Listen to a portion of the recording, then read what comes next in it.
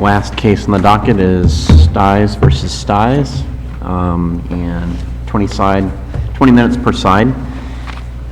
And I'm new to the panel. My name is Judge Wallace. To my right is Judge Cohen. To my left is Judge Edwards. And if you would like more than 5 minutes rebuttal time or any variation on that, please let me know. For the appellant, you may proceed when you're ready.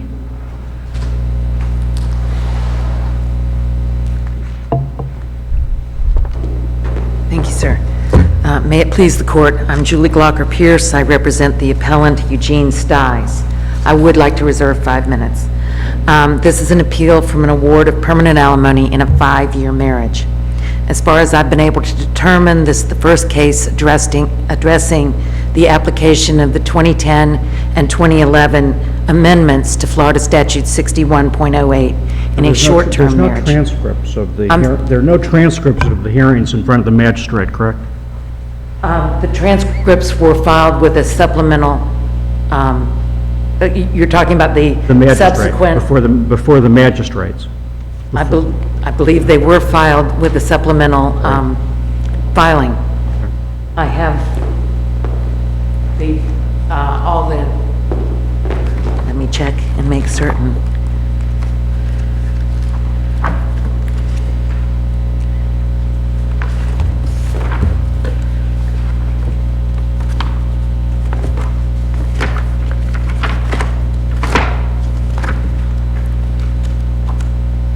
I guess it's the hearing on the exceptions. Yes, Your Honor. I believe that they were all filed subsequent to, we initially filed. There was very little argument in the first case, and the first time the case was returned to the magistrate. We were there on another issue. The magistrate essentially did not hear any testimony in the first hearing or any argument on the exceptions. Then we went back up to Judge Moxley, and the case was returned again, and I believe the transcript of that hearing was filed with the court. Now, your argument on appeal is that there must be clear and convincing evidence? There are several issues. I think that the most salient is that this court in Reeves versus Reeves has indicated that for a finding of permanent alimony in a short-term marriage case, that the court must find that something occurred during the marriage that resulted in the exceptional circumstances. And the language from Brenda Abrams' treatise. But that, you're taking one line in an opinion and you're drawing an inference from that. I mean, that I'm not sure that really is intended as broadly a statement as you're giving it. Well, it was cited by the 5th, it was cited by the 3rd, and it was cited in Levy versus Levy, which is a second DCA case. So it's been repeated numerous times to indicate that something did need to occur during the marriage that gave rise to the reason for an inability for self-support after the marriage concluded. And we would submit that the appellee in this case, her condition, she was disabled prior to the marriage. But the Reeves case was decided prior to the statute being Yes, changed. That's correct, Your Honor. All of these cases were decided prior to the amendment to the statute. And we would submit that the amendments to the statute make the award of permanent alimony more and more restrictive. The 2010 amendments defines the various durations of a marriage and defines a short-term marriage as one being of less than 7 years, and then and requires the exceptional circumstances. And then in 2011, the legislature added the requirement that exceptional circumstances be shown in a marriage of moderate duration taking into consideration the factors in subsection 2. And so the appellee is arguing that that clear and convincing evidence is not required in a case of a marriage of short duration when trying to establish the exceptional circumstances. We would submit, Your Honor, that in the long-term marriage and the moderate-term marriage, the statute says you refer back to these factors in subsection 2. But in the short-term marriage, it doesn't say that. But we would never submit that the trial court is not supposed to make the findings that are required in subsection 2, just because that isn't specifically in the statute after the comma. And so what it is our position that clear and convincing evidence is required to be shown to establish the exceptional circumstances in a short-term marriage for an award of permanent alimony. So are you taking a position that clear and convincing is also required if you're trying to establish permanent alimony for a marriage of a long duration? No, sir. Okay. So you're saying that in reading the statute, it's pretty clear in subsection 8, it says permanent alimony may be awarded following a marriage of long duration if, and it gives the qualifier for that, right? Yes, sir. Okay. Followed after that by following a marriage of moderate duration if, and it gives the qualifier after that. And Yes, that sir. includes clear and convincing. Very clear, correct? Yes, sir. Okay. And then you have marriage of short duration if there is written findings of exceptional circumstances. That's pretty clear, right? Yes, sir. But it's our position that the legislature is intending to kind of build on itself. In the long-term marriage, And we know that how? because it's the only thing that makes logical sense. Is there any legislative intent with this statute that said that? There is not. Okay. So there- we know that because that's how you would like it to be. Ouch. We know that because we can infer that because it's the thing that makes logical sense. Ooh. Okay. I mean, the fourth DCA in a case that I supplemented, I guess about a week ago, the fourth DCA in DR Lakes versus Brad Smart USA of West Palm indicated that that the confidentiality of a mediation was no longer applicable after an agreement had been reached. And that is directly contradictory to what the statute says. The statute says that all communications... But it's not the statute that you're looking at. It's not this statute, but it's the same thing. They found that... But these aren't directly contradictory. I mean, the legislature can, formulate the scheme that the legislature wants. And perhaps in their view, exceptional circumstances is a more difficult standard. And that, I believe it is a more difficult standard, and I believe the statute is... So then there's not necessarily anything inconsistent in the statutory scheme. That they start out with a long term and, it gives you factors. Then if it's a moderate duration, clear and convincing evidence. And then if it's a short term, it's got to be exceptional. But if you're coming up with exceptional, you've got, for instance, in this case, if the wife had testified the same way that she testified, but we were governing it by clear and convincing evidence, all we have is her testimony. We have absolutely nothing else. Now, that could be... Is there a requirement that she present expert witnesses? Absolutely not. But that could, and it could meet the clear and convincing evidence standard potentially, but we don't know. Well, what else does the wife, obviously from the record, suffered from some pretty debilitating, conditions separate and apart from the cancer, which she was undergoing treatment for as well. In a short-term marriage, everybody agrees it was a short-term marriage, correct? Yes, sir. She never had any ability to generate any income on her own, correct? She came to the marriage with that circumstance, correct? Correct. Plus, you have a special needs child that's part of the marriage as well. But What else does the appellee have to prove, which they found in the lower court to be exceptional circumstances based upon your position? that something occurred during the marriage. What? That, for instance, that she became disabled during the marriage. Otherwise, it's, Was there ever any proof that the wife was ever able to generate any regular income? no, on the not record since at all? 1997, 5 years before they married. Okay, so she came to the marriage with your client's full awareness that to that point, she hadn't been able to generate any income, correct? That is correct. But under that scenario, if he'd married her, if they'd been married for 6 months, then she had this debilitating situation, and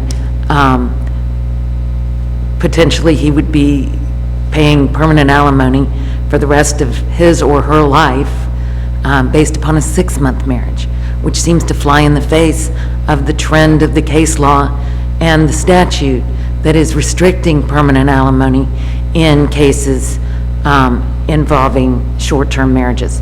Furthermore, you cited the special needs child, but it's a very different special needs child from the child in Reeves, where in that case, the child required constant care. In this case, this little girl goes to school.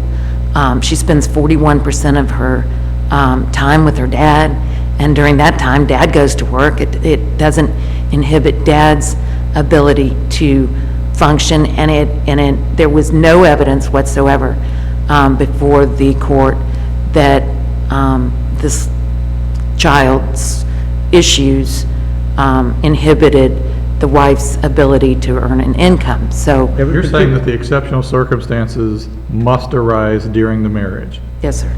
period. I believe that that is what the case law has told us and how lawyers have been advising their clients. Statute is pretty clear that it doesn't specify they must arise in a short-term marriage during the marriage, correct? That is correct, but it doesn't give us any guidance as to what exceptional circumstances are, so we hearken back to the case law, which is this court's ruling in Reeves, which said it needed to arise during the marriage. The third DCA's citation to the Abrams case that said, the Abrams treatise, All decided under the prior statute. all decided under the prior statute. Yes, sir. This is the first case Yeah. that, Now, of course, I looked at a them. trial judge could make a determination, well, that a 6-month marriage versus a 5-year marriage, correct? And I realize it's a slippery slope. I don't know where you draw that line. I think the legislature tried very hard to draw that line by defining the duration of the marriage. Well, of course, they could have said there is no alimony at all if it's until you reach 5 years, and they didn't do that. That is true. But other than this woman's condition, there's really nothing exceptional in this case. Everything else about this case is relatively normal. The husband earned a Well, but her condition, is her condition something that you think as a matter of law can't be considered exceptional? I think that the fact that if her condition had arisen during the marriage, that absolutely it would be an exceptional circumstances that the court could consider. Okay, so if we disagree with your analysis that it has to occur during the course of the marriage, then you lose. Yes. All right? And you've summarized my argument in a nutshell, so I will sit down now.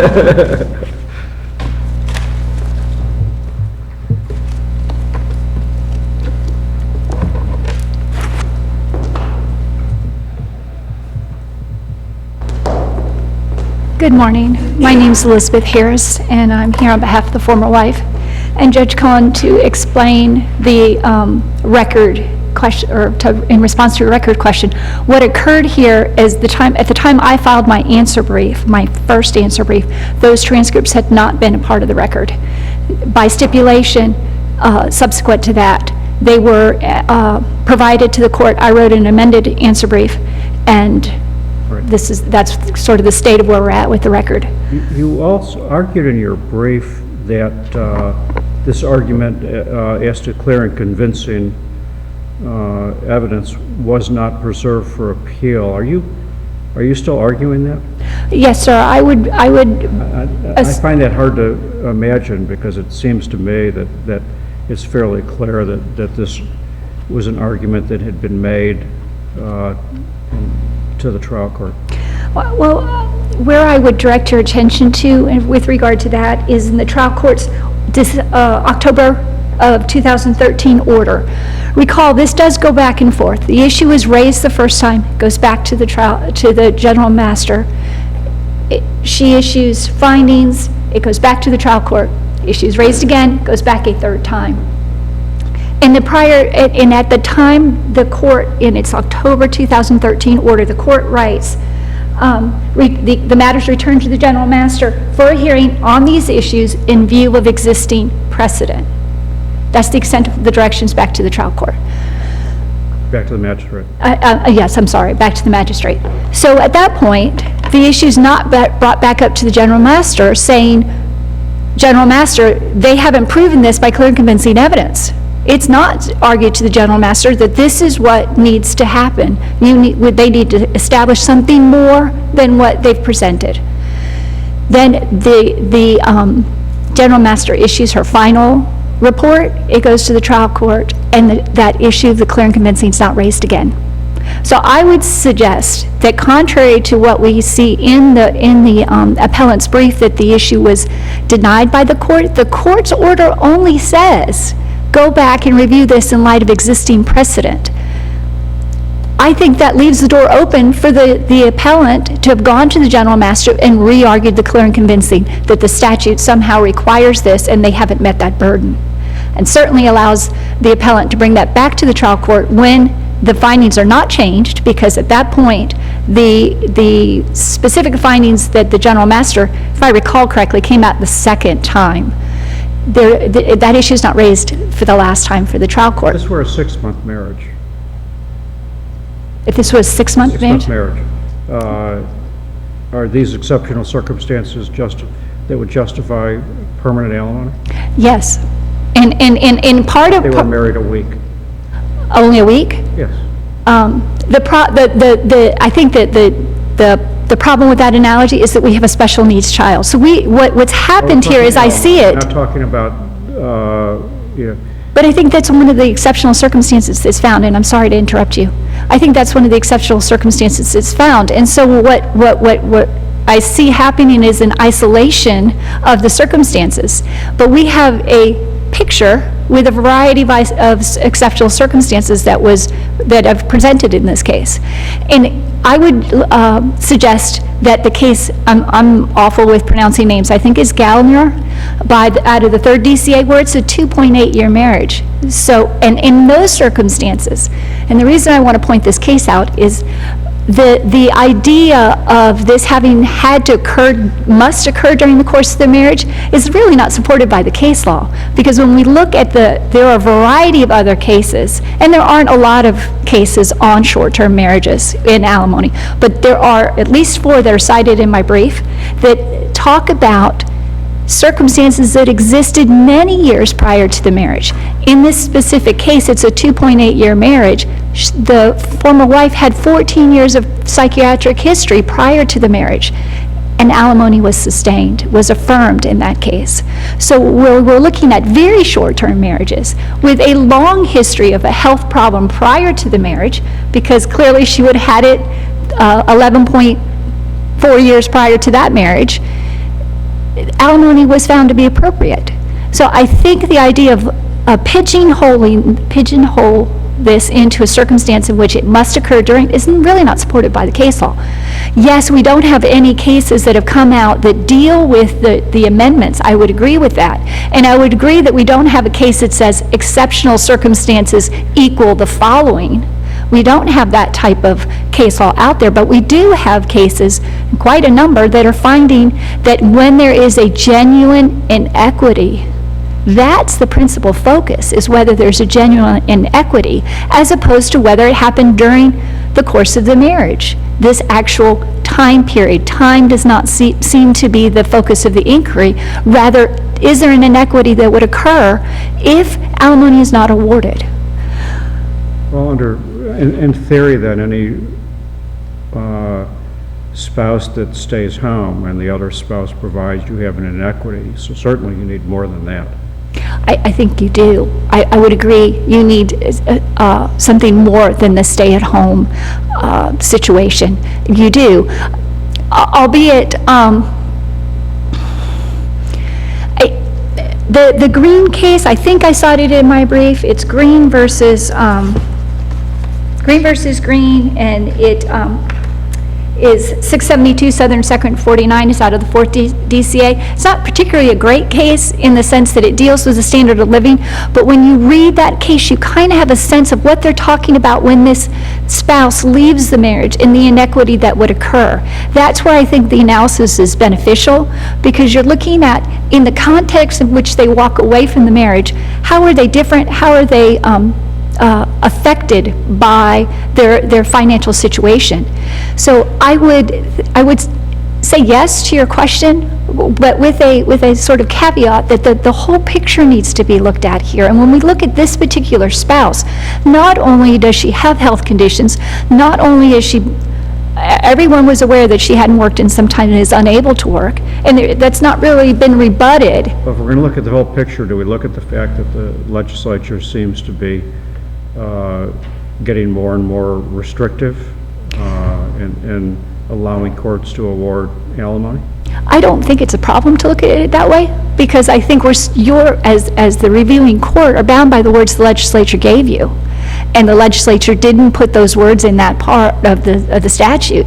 I think when we look at what the plain meaning of words are, the word "or" is an alternative. Yeah, you have this, or you have this, or you have this. And that's what we have here, is a clear alternative conjunction used. And I think you're bound by what the legislature, the words they use, and they don't use clear and convincing in that "or," in that third situation, that third alternative that's presented. So they may very well be doing that. I just don't think you're in a position to do something different than what they've told you or follow the words that they actually gave you. I don't have anything else to add unless you have any further questions for me.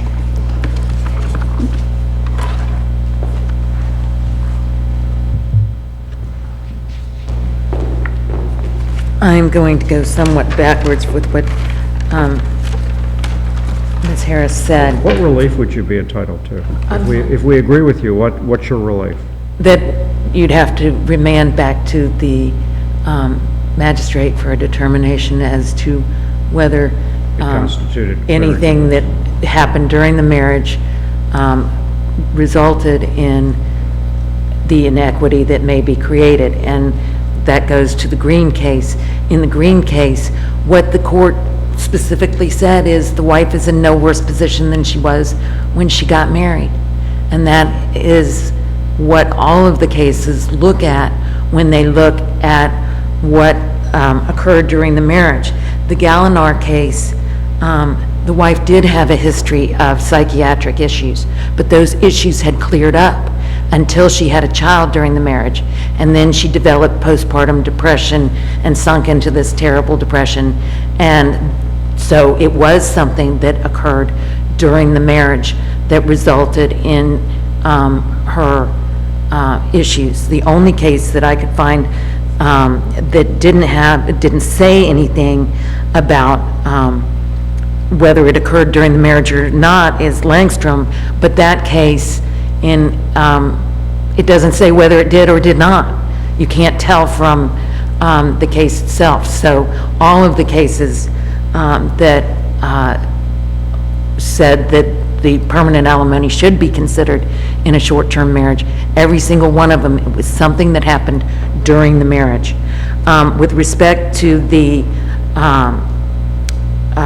not preserving the issue for appeal, if the court looks at the transcript of the second hearing in front of Judge Moxley with regard to this issue, I raised the clear and convincing evidence issue, and Judge Moxley said something essentially that the legislature doesn't have to make sense, and ruled against me on that issue. I think it would have been inappropriate for me to raise the issue again, since Judge Moxley was essentially acting as a intermediate appellate court in that situation. He had to find that the magistrate had acted improperly, just like you would have to do. So I think once he ruled against me on that issue, it would have been inappropriate to raise it again with the magistrate.